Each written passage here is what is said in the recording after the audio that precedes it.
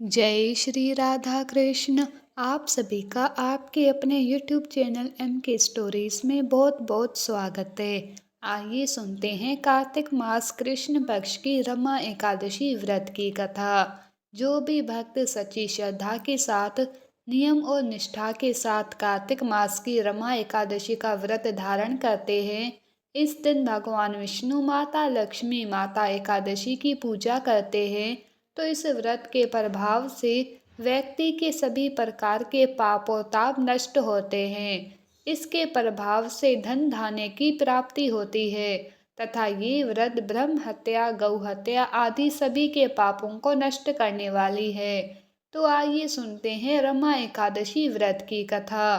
तो बोलिए प्रेम से भगवान विष्णु की जय, माता लक्ष्मी की जय, एकादशी माता की जय, सर्व देवी देवता की जय। कथा के अनुसार एक बार महाराज युधिष्ठिर ने भगवान श्री कृष्ण से कहा कि हे प्रभु, अब आप कृपा करके कार्तिक मास के कृष्ण पक्ष की एकादशी के महात्म को वर्णन कीजिए। पांडु नंदन की ऐसी वाणी को सुनकर भगवान श्री कृष्ण ने कहा कि हे राजन, कार्तिक मास के कृष्ण पक्ष की एकादशी का नाम रमा है। ये एकादशी अतुल एवं अक्षय फल को देने वाली है। इसका एक सुंदर और प्रत्यक्ष उपाख्यान मैं तुम्हें सुनाता हूँ, सो सुनो। प्राचीन काल में मुचकुंद नाम का एक महान धर्मात्मा और प्रतापी राजा था। यम, कुबेर और इंद्र, वरुण आदि उसके मित्र थे।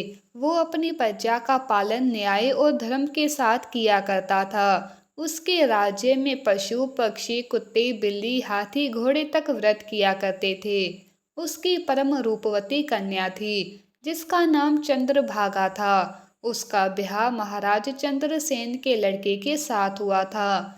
देव संयोग से एक बार वो एकादशी के समय में अपने ससुराल आया।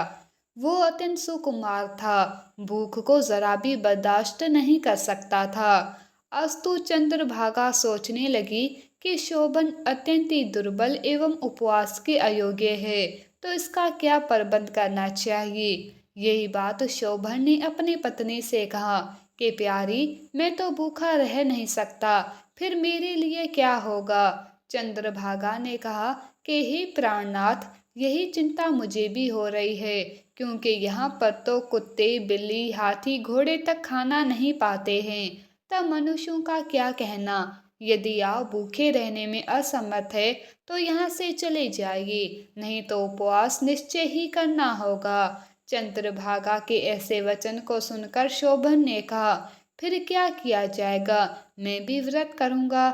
इसी निश्चय के अनुसार शोभन को मजबूरन उपवास करना पड़ा। सूर्यास्त होते होते शोभन की दशा बिगड़ने लगी। रात भर अत्यंत कष्ट पूर्वक तड़फड़ाता हुआ प्रातः सूर्य उदय होने के पहले ही उसकी मृत्यु हो गई। अत्यंत शोक के साथ राजा ने उसका दाह संस्कार किया। बेचारी चंद्रभागा पिता के घर रहकर वैधव्य दुख को भोगने लगी। इधर रमा व्रत के प्रभाव से शोभन अपना शरीर त्याग कर मंदराचल पर्वत के शिखर पर एक अत्यंत सुंदर और विशाल नगर का अधिकारी हुआ। उसके रंग रूप में कुछ भी परिवर्तन नहीं हुआ। एक बार महाराज मुचकुंद के राज्य का रहने वाला एक ब्राह्मण घूमता फिरता वहां जा पहुंचा जहां पर के शोभन था, और उसे शोभन नजर पड़ते ही उसे पहचान लिया। शोभन भी उसे पहचान गया और अपने ससुरपुर का निवासी जानकर समुचित आदर सत्कार किया और अपने ससुर और पत्नी का समाचार पूछा।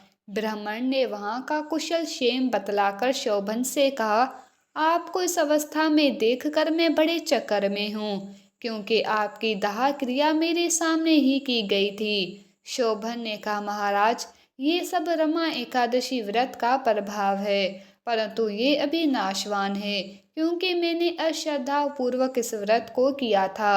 अब तुम यहाँ से जाकर मेरी चंद्रभागा पत्नी से ये सारा वृतांत कहना, क्योंकि इसको अचल और अस्थायी वही बना सकती है। शोभन के ऐसे वचन को सुनकर उस ब्राह्मण ने अपने राजा के यहाँ जाकर राजपुत्री से ये सारा वृतांत कह सुनाया। राजकन्या ने सारी कथा सुनकर ब्राह्मण से कहा, तुमने जो कुछ कहा क्या वो सत्य है? ब्राह्मण ने कहा कि ध्रुव सत्य है। तब कन्या ने अपने माता पिता से सारा हाल कहकर उसने पति के दर्शन की आज्ञा चाही। तब उन्होंने प्रसन्नता पूर्वक आज्ञा दे दी। वो सोम शर्मा ब्राह्मण के साथ वहां पर गई। मार्ग में उसे ऋषि वामदेव का आश्रम मिला। उसके पूछने पर कन्या ने सारा का सारा वृतांत ज्यों का त्यों उसको सुनाया।